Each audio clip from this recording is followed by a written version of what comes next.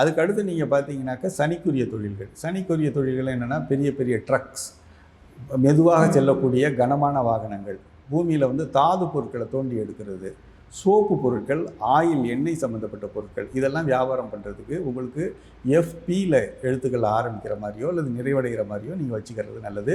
Total வந்து 41, 23, 50, 59 வரைக்கும் நீங்கள் போகலாம்.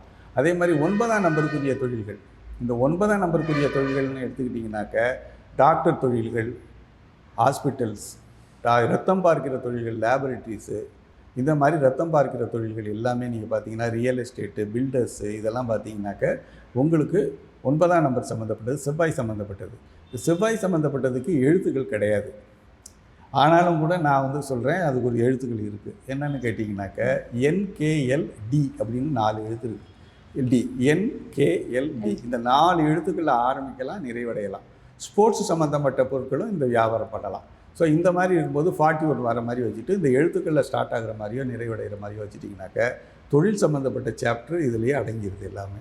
நீங்கள் வெளியிலலாம் எதுவுமே பண்ண வேண்டியதில்லை. இந்த நிகழ்ச்சியை பார்க்குறவங்க தானாகவே நீங்கள் பேர் அமைச்சிக்கலாம், எந்த பிரச்சனையும் வராது.